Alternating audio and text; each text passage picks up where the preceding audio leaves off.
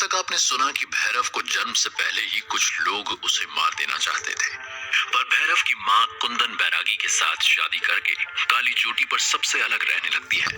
फिर एक दिन अचानक भैरव की माँ गायब हो जाती है। एक दिन जब भैरव घर पहुंचता है तो देखता है कि कुंदन बैरागी खून से सना त्रिशूल कुटिया की छत में छुपा रहा है। भैरव भाग के कुटिया के अंदर जाता है तो देखता है कि खून से लथपथ नंदी अपने बिस्तर पर पड़ी है। अब आगे खून में लथपथ नंदी को देख भैरव के पैरों तले जमीन खिसक गई। कुछ देर के लिए उसके दिमाग ने उसका साथ छोड़ दिया। वो कुछ भी सोचने समझने की ताकत खो चुका था। पहले उसकी माँ और अब नंदी। बचपन से लेकर अब तक उसने कुंदन से कोई सवाल नहीं किया, पर आज कुंदन ने हर सीमा तोड़ दी थी। भैरव के अंदर सालों का गुस्सा ज्वाला बनकर फूट गया। वो बाहर निकला, लकड़ी काटने वाली कुल्हाड़ी उठाई और कुंदन बैरागी की तरफ बढ़ा। बैरागी जंगल की तरफ मुंह किए खड़ा था। उसकी पीठ भैरव की तरफ थी। गुस्से में अंधे भैरव ने कुल्हाड़ी हवा में उठाई कि तभी पीछे से आवाज आई, भैयू। भैरव के हवा में उठे हाथ और बैरागी की तरफ बढ़ते कदम दोनों वहीं के वहीं जम गए। भैरव ने पलट कर देखा तो खून में लथपथ नंदी आंख मलती हुई कुटिया के बाहर खड़ी थी।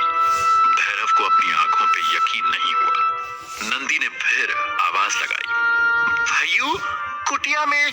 भैरव के हाथ से कुल्हाड़ी छूट गई। उसने दौड़ के नंदी को गले लगा लिया। उसकी जान में जान आई। नंदी बिल्कुल ठीक थी।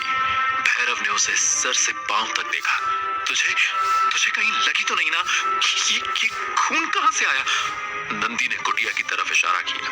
भैरव भाग के कुटिया में घुसा। नंदी के बिस्तर के पास गया। बिस्तर के पीछे पहाड़ी भालू मरा पड़ा था। भैरव ने चैन की सांस ली। खिड़की से बाहर उसने कुंदन बैरागी को देखा। वो अभी भी जंगल की तरफ मुंह किए खड़ा था। भैरव ने नंदी को नहला धुलाकर साफ किया, फिर कुटिया की सफाई में लग गया। जब उसने भालू का शव उठाया तो उसने देखा कि भालू की गर्दन से पीठ तक वही 3 गहरे घाव थे जो गांव वालों की लाशों पर मिलते थे।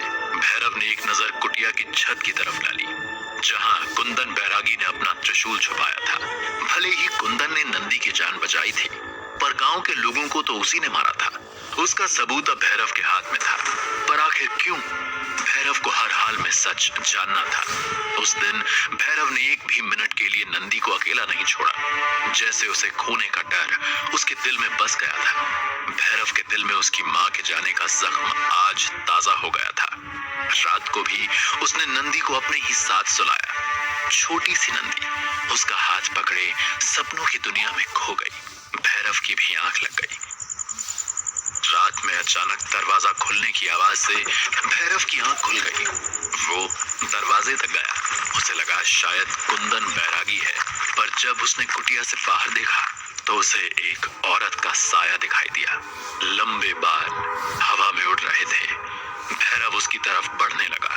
भैरव जैसे जैसे आगे बढ़ता उसे औरत की सिसकियां साफ सुनाई देती। भैरव को आवाज जानी पहचानी से लगी। वो आवाज की तरफ बढ़ने लगा। कौन है वहां? भैरव ने आवाज लगाई। औरत भैरव की आवाज पर चुप हो गई। भैरव ने फिर आवाज दी, कौन हो तुम और इतनी रात को यहाँ क्या कर रही हो? औरत धीरे धीरे भैरव की तरफ मुड़ी और कुटिया की रोशनी में आगे आई। भैरव का सर चकरा गया। सामने गौरी खड़ी थी, उसकी माँ। इतने सालों बाद भी बिल्कुल वैसी की वैसी। भैरव के पैर जम गए। माँ! गौरी की आंखों में आंसू थे। भैरव, मेरा राजा बेटा। भैरव को अपनी आंखों पे यकीन नहीं हो रहा था। वो माँ की तरफ बढ़ा, पर गौरी ने उसे हाथ के इशारे से वहीं रोक दिया। आगे मत बढ़ना भैरव। क्यों माँ? मैं तुझसे नहीं मिल सकती, पर एक माँ के दिल के हाथों मजबूर होके आज चली आई। गौरी ने रोते हुए कहा, क्यों नहीं मिल सकती माँ? कौन सी ऐसी ताकत है जो एक माँ को बेटे से नहीं मिलने देती? प्यार आसानी से नहीं मिलता भैरव, वो कुर्बानी मांगता है। मैं तेरे लिए कोई भी कुर्बानी देने को तैयार हूँ माँ। एक बार ठीक से सोच ले भैरव, इतना आसान नहीं होगा, और अगर बाद में मन बदला तो मैं तुझसे कभी नहीं मिल पाऊंगी। इसमें सोचना क्या है माँ? मेरे लिए दुनिया में सबसे जरूरी तुम हो। तुम्हें वापस लाने के लिए मैं कुछ भी करूंगा। बस मुझे रास्ता बताओ। गौरी कुछ देर चुपचाप खड़ी भैरव को देखती रही, जैसे उसके दिमाग की सारी बातें वो सुन सकती थी। फिर उसने कहा, मुझे पाने के लिए तुम्हें अपनी किसी कीमती चीज की कुर्बानी देनी होगी भैरव। कीमती चीज? भैरव के माथे पर बल पड़ गए। उसके पास तो कोई भी कीमती चीज नहीं थी। वो परेशानी से अपनी माँ की तरफ देखने लगा। ध्यान से सोचो भैरव, तुम्हारे पास सबसे कीमती चीज क्या है? उसके पास गिनती की 4 चीजें थी। एक कुल्हाड़ी, कुछ कपड़े, बादल, उसका घोड़ा और नंदी। भैरव का दिमाग सुन्न हो गया। नंदी? उसने अपनी माँ की तरफ देखा। गौरी की आंखों में आंसू भरे थे, जैसे वो जानती थी कि वो क्या मांग रही थी। भैरव के पैर कमजोर पड़ गए और वो वहीं जमीन पर घुटनों के बल गिर गया। भैरव के मन में उम्मीद की एक किरण जागी थी। वो शायद सच में अपनी माँ को वापस ला सकता था। भैरव को अपने सिर पे अपनी माँ का हाथ अच्छे से याद था, जैसे दुनिया की कोई भी मुसीबत उस तक नहीं पहुंच सकती थी। वो उस हाथ को महसूस करना चाहता था। आज इतने सालों बाद एक उम्मीद नजर आई थी कि शायद वो अपनी उजड़ी हुई दुनिया फिर से बसा सकता था। वो इस मौके को हाथ से कैसे निकलने दे सकता था। पर नंदी? गौरी शायद कुछ समझ गई। अपना ख्याल रखना भैरव, अब शायद तुम मुझे कभी ना देखो, पर बेटा एक बात हमेशा याद रखना, तुम्हारी माँ तुमसे बहुत प्यार करती है। इतना कह के गौरी जंगल की तरफ मुड़ी। भैरव बौखला गया। नहीं माँ, तुम मुझे फिर से छोड़ के नहीं जा सकती। मुझे रोकने का सिर्फ एक तरीका है भैरव, तुम्हें नंदी को मारना होगा। क्या तुम ये कर सकोगे? मैं करूंगा माँ। भैरव के सिर पे एक जुनून सवार था। उसने कुटिया के बाहर रखी कुल्हाड़ी उठाई और कुटिया में घुसा। नंदी की आंख खुल गई थी और शायद उसने भैरव और गौरी की सारी बातें भी सुन ली थी। वो डरी सहमी एक कोने में खड़ी थी। भाइयों, मैं तुम्हारी नंदी। नंदी सिसकी लेते हुए कहती है, पर भैरव जैसे अंधा बहरा हो गया था। भाइयों, मुझे मत मारो। नंदी फिर गिड़गिड़ाती है, पर भैरव के सिर पर जुनून सवार था।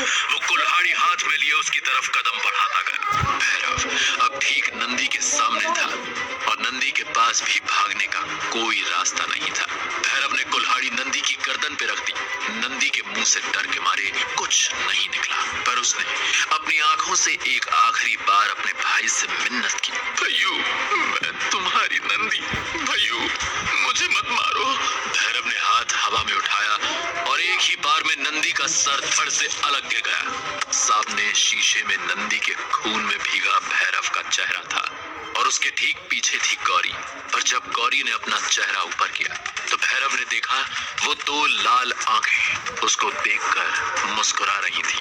वही लाल आंखें जो हर जगह साए की तरह भैरव के साथ रहती थी। भैरव पसीने में भीगा हुआ जाग उठा। उसने बगल में देखा तो लिहाफ की परतों में बटुरी नंदी आराम से सो रही है। एक और डरावना सपना। भैरव कुछ देर नंदी के चेहरे की मासूमियत देखता रहा, जब तक उसके दिल की धड़कन की रफ्तार कुछ धीमी नहीं हो गई। सुबह भैरव रोज की तरह लकड़ियां काट रहा था।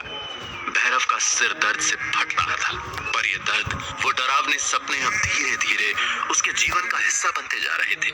तभी उसने सामने से आती नंदी को देख खुद को संभाला। वो अपनी किसी भी परेशानी को नंदी तक नहीं पहुंचने देना चाहता था।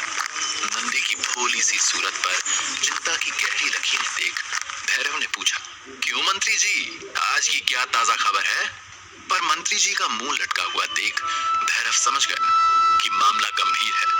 कुछ मिन्नत सिफारिश के बाद नंदी ने बताया, वो अपने स्कूल के नए मास्टर जी है ना, उनसे सारे बच्चे बड़े दुखी हैं। अच्छा, क्यों? कल धक्के की बकरी उसकी हिंदी की किताब खा गई। मास्टर जी ने उसे बाहर खड़ा कर दिया।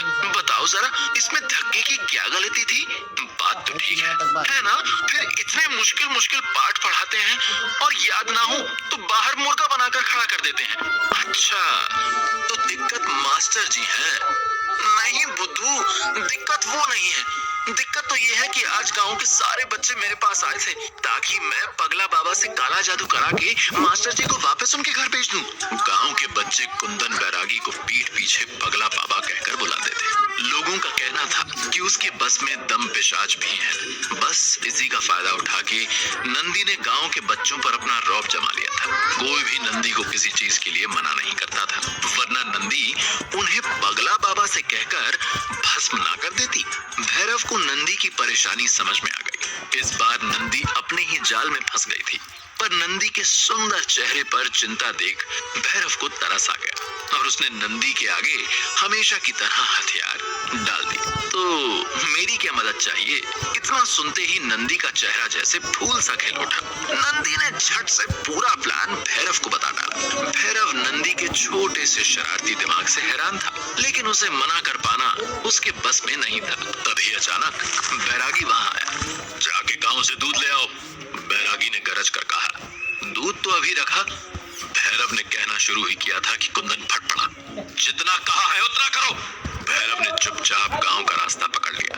नंदी भी दुम की तरह उसके पीछे हुई। भैरव अपनी सोच में डूबा पहाड़ उतर रहा था कि तभी नंदी ने कहा, भाइयों एक बात पूछूं? हाँ पूछो। दूध क्या मुंह में भर के लाएंगे? भैरव को तब एहसास हुआ कि वो दूध लाने का बर्तन तो लाना ही भूल गया। उसने नंदी को वहीं सेब के पेड़ पर बैठाया और वापस कुटिया की तरफ दौड़ा। पर कुटिया के करीब पहुंचते ही भैरव ने देखा कि एक आदमी सर से पांव तक काली चादर लपेटे बैरागी के ठीक सामने खड़ा था। उस आदमी की पीठ भैरव की तरफ थी, तो उसका चेहरा नहीं देख पा रहा था, पर कुंदन उसे साफ दिख रहा था और कुंदन बैरागी का चेहरा किसी डर से काला पड़ गया था। भैरव ने कुंदन को आज से पहले इस रूप में कभी नहीं देखा था। ये एक अनोखी बात इसलिए थी कि भैरव की जिंदगी में काली चोटी पर उसके परिवार के अलावा और कोई जिंदा इंसान कभी नहीं आता था। कुंदन का ना कोई रिश्तेदार था और ना ही कोई दोस्त। फिर आज अचानक ये कौन आ गया था? कुंदन बैरागी के हाव भाव से ऐसा लग रहा था कि वो इस इंसान के ही इंतजार में सारा दिन नीम के नीचे पड़ा था। भैरव एक पेड़ की ओट में हो गया। मैंने कई बार संदेशा भेजा, पर तुम आए नहीं, तो सोचा आज खुद जाके मिल लूं। काली चादर वाले आदमी ने कहा।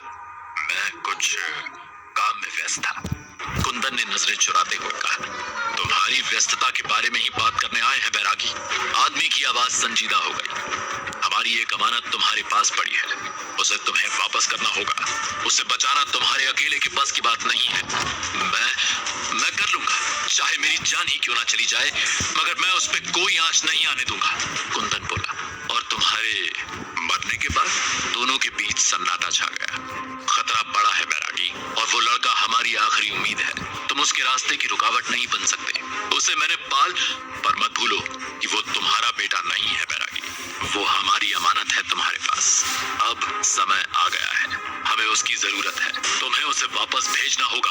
आदमी का स्वर तीखा हो गया था। इतना कह के वो साया जिस रास्ते से आया था उस रास्ते की तरफ मुड़ गया। चादर से मुंह इस तरह ढका था कि चेहरा नहीं दिख रहा था। जाते जाते काली चादर वाले आदमी ने एक बार ठीक उस पेड़ की तरफ देखा जहां भैरव छिपा खड़ा था। भैरव पीछे हट गया। आदमी के मुंह से धीरे से निकला, तथास्तु, और वो मुस्कुराते हुए जंगल में गायब हो गया। भैरव ने अभी अभी जो कुछ सुना था वो उसके होश उड़ाने के लिए काफी था। 100 सवालों ने भैरव को आकर घेर लिया। वो अजनबी कौन था? कहां से आया था? कौन सा समय आ गया है?